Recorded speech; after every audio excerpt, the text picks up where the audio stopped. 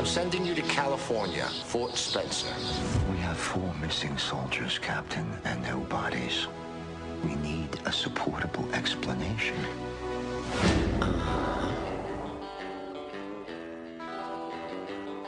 No one just ends up at Fort Spencer. We come for a reason. Yours being? Well,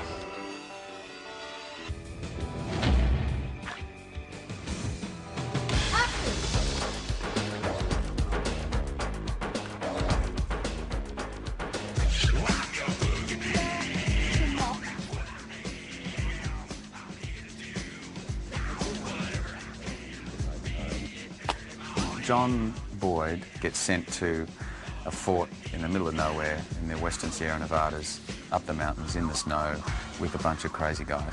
When I first read the script, I thought, well, this is really peculiar. And then I started realizing that it was funny. So it's this incredibly dark story about these disturbed individuals who wind up being involved in cannibalism. And some of them actually become cannibals. we have a great sense of camaraderie here at Fort Spencer. Cleves is a cook.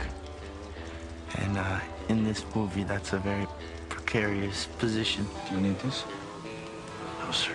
Oh, good. I play a character called F.W. Colquhoun. When this guy appears in the story, he's in a pretty bad way. He's come from the mountains. And the story that Colquhoun tells them of his journey really scares them. I suppose I owe you gentlemen a story. Well, I mean, if you feel up to it.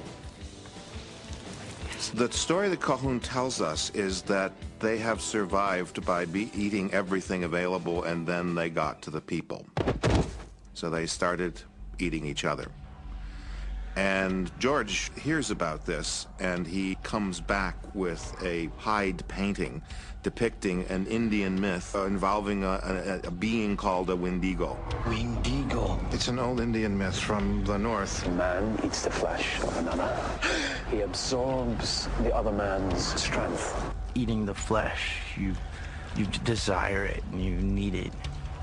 And you go mad, and that's what Wendigo is. Wendigo, I suppose, if you translated that into a European myth, would probably be the legend of Dracula. The legend thereby goes that the more you consume, the kind of more insatiable becomes your appetite. There's kind of similarities to the vampire myths. What is cooking?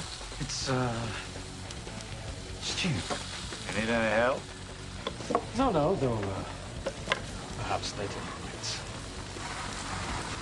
The reason I wanted to make the film was very strong, dark humour running through it, which I would describe as satirical. So you're gonna kill me? No. No.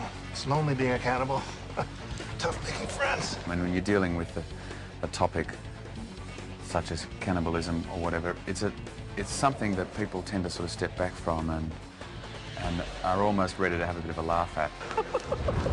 On one hand, you have sort of almost a conventional horror film. On the other hand, you had these incredibly rich characters. There's no guilt. I gotta eat.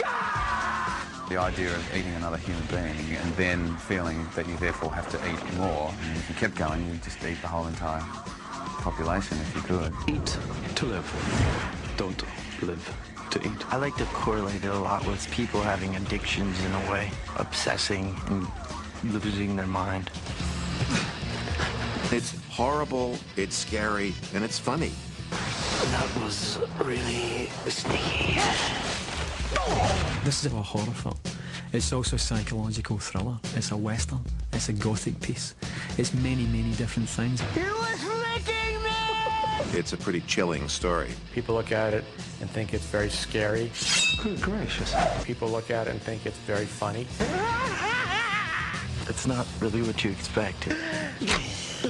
That's so annoying. Bon appetit. Coming soon to theaters near you.